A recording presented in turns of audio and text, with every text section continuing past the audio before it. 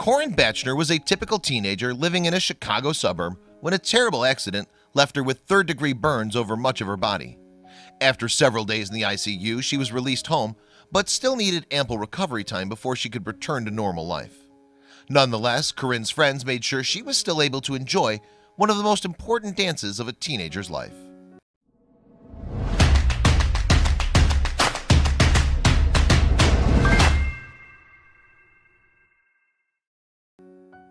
At the time of the incident, Korryn was a well-liked sophomore attending Glenbard East High School in Illinois. She was a cheerleader for the high school football team and enjoyed spending time with her friends.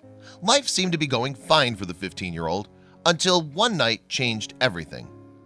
The tragedy struck when Korryn was gathered around a backyard fire pit with about a dozen of her friends in the Glendale Heights neighborhood. A sudden flare-up caused flames to shoot out of the bonfire and onto the teenagers. It was shortly after 10 p.m. when neighbors reported hearing several loud pops and then a deafening boom. Emergency workers arrived on the scene shortly afterwards. The accident was apparently caused by a mishandled can of oil. One of the boys attempted to put some gas on the fire to make it bigger, Korryn's mother, Ellen Bachner, told People magazine. It exploded and got all over the kids and they were on fire. Korryn sustained second and third degree burns on the top half of her body, mostly on her hands, face, and neck. She was rushed to the burn unit at Loyola University Medical Center, where her understandably distressed mother soon arrived and learned how badly her daughter had been injured.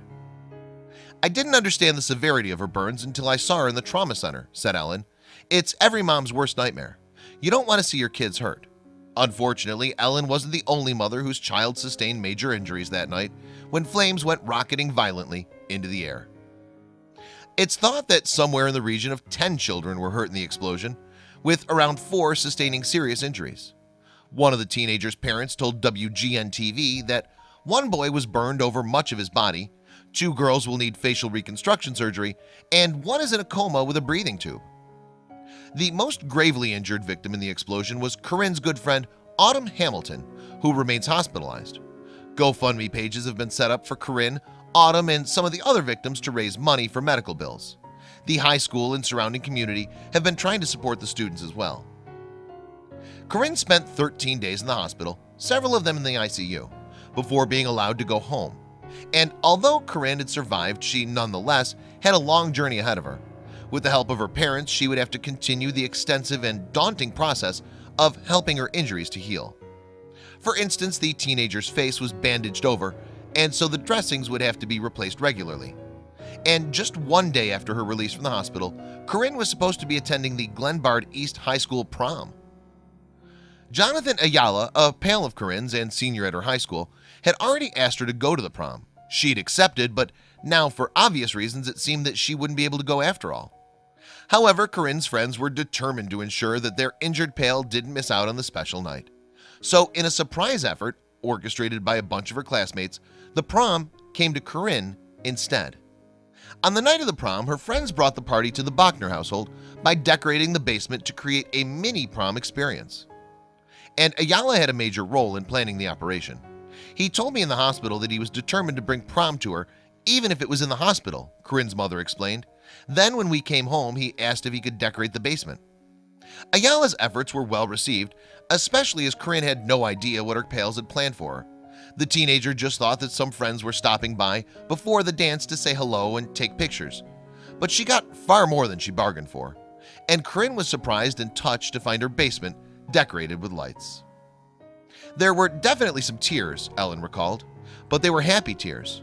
Korryn's mother also explained that Ayala sacrificed his own senior prom night to spend time with the recovering Korryn instead. She has the opportunity to still attend 2 more, but I don't know that another prom will ever be as special as this one was, Ellen said. The teenagers took photos in their suits and dresses, with Korryn bandage-faced, and danced to a few songs in the basement turned dance hall. Korryn had to hide her tears as she laid her head on Ayala's shoulder. She was just happy, Ellen recalled. It made my heart happy. Korryn's spirits were boosted by the kind actions of her pals. Having all my friends' support, it helps a lot. It takes my mind off things, she told ABC 7 News. And she'll need the continued support of those pals as her wounds heal. While Korryn is expected to fully recover, doctors say it will take months and that the process can't be rushed. Korryn attends speech therapy twice a week, according to an update on the GoFundMe page for her medical treatment. The sessions are teaching her how to massage the skin around her mouth as it continues to heal. Thankfully, the bandages have been removed from Korryn's hands and she's making progress slowly but surely. And Korryn is lucky to be further along in her recovery than some of her other burn victims. Autumn Hamilton sustained third-degree burns over most of her body and remains in critical care, although she too is making remarkable strides.